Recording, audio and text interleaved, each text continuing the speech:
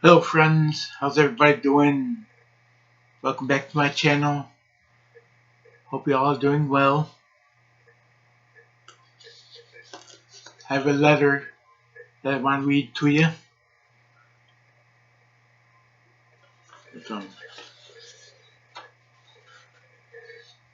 It's entitled From the Pastor's Heart from Dr. Charles Stanley.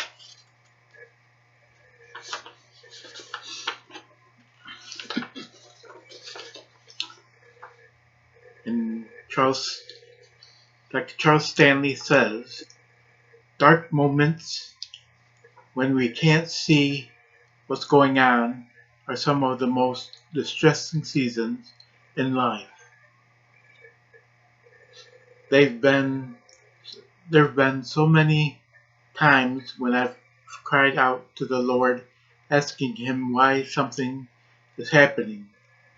Yet despite all my pleading, He remains silent. I can feel like walking through a long, dismal tunnel with no light at the end. I'm sure you've probably had similar experiences when trials and suffering have caused you to wonder where God is and what He's doing. You may have felt like Job, who longed for brighter days of the past. Oh, that I were as in the months gone by, as in the days when God watched over me, when His lamp shone over my head, and by His light I walked through darkness. Job chapter 29, 2-3. Coping in such times of difficult, but it's one of the methods God uses to teach us who He is and how He operates. There's nothing wrong with asking Him why we're going through challenges, but we must realize the Lord isn't obligated to give us an explanation. And I've discovered that if He does, it isn't usually when I ask, but at a later time. Sometimes we'll have to wait until we get to heaven. As much as we long to understand everything that's happening in our lives, God's thoughts and ways are so much higher than ours that they are often beyond our ability to grasp. But He'll always give us enough instruction and encouragement in His Word to help us walk triumphantly with Him through difficult seasons. Trials reveal where God fits in our lives. Does He have top priority, or is He an afterthought? Sadly, many Christians are so absorbed in their own activities and responsibilities that they have no time for the Lord unless there's an emergency. God uses dark times to open our eyes to our need for Him. So let the darkness motivate you to draw near to Him, rather than further away. Begin today to build a foundation that will stabilize you through the dark moments of life. You can do this by seeking the Lord. Psalm 105:4 says, "Seek the Lord and His strength. Seek His face continually." This means that in both good and bad times, we should make every effort to know God more fully, love Him more deeply, and gain a greater understanding of His ways. Salvation is just the beginning of a relationship with the Lord. He has so much more in store for those who seek Him, and His Word explains how to do it. First of all, we must seek the Lord with all our heart. You must seek me and find me when you search for me with all your heart. Jeremiah 29:13. This isn't just a casual interest in God.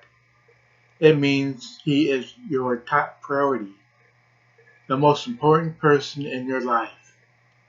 It's a pursuit that is motivated by love and a yearning for a deeper relationship with Him. The focus is on who the Lord is, not on what He can do for you. A wholehearted pursuit of God cannot be accompanied by the toleration of sin in our lives. This doesn't mean we have to be sinless, but those who seek the Lord will struggle to overcome their weaknesses instead of just yielding to them.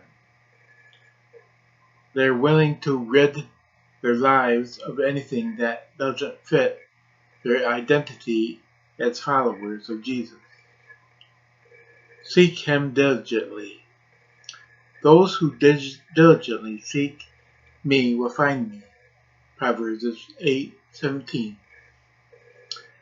Because there are 1,000 things that divide our minds and steal our time, we'll have to deliberately work and get at giving the Lord first place. It will require sacrifice, putting aside other activities in order to spend time with God. We're usually willing to do this for other pursuits we value, like cultivating a hobby or maintaining our health. Are we willing to give time and effort to Bible study and prayer as well in our pursuit of a deeper relationship with the Lord? Seek Him in faith. Without faith, it is impossible to please Him, for the one who comes to God must believe that He exists and that He proves to be one who rewards those who seek Him. That is from Hebrews 11:6. We must always come to the Lord in faith, trusting that He'll do what He says. We need to understand how much He loves us and believe that we can trust Him in every situation because He promised to work everything together for our good. A life spent pursuing God is not just for people like pastors. It's available to all His children.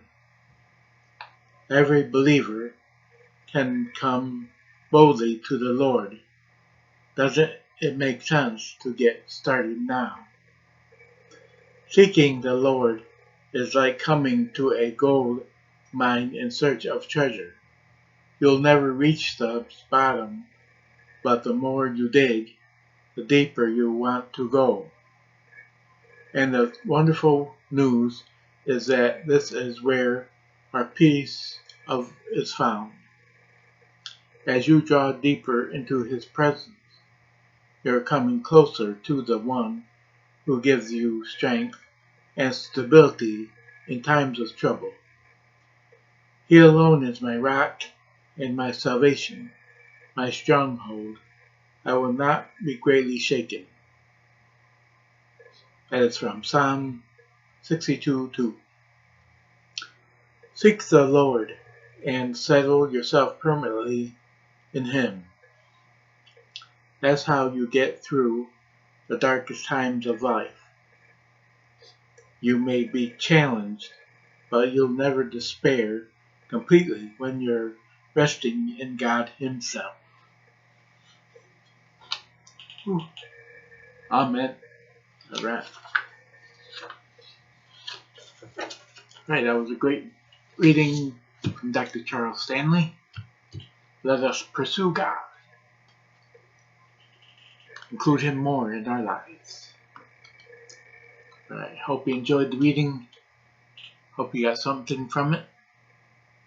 And until I read to you again, God bless you all, and goodbye.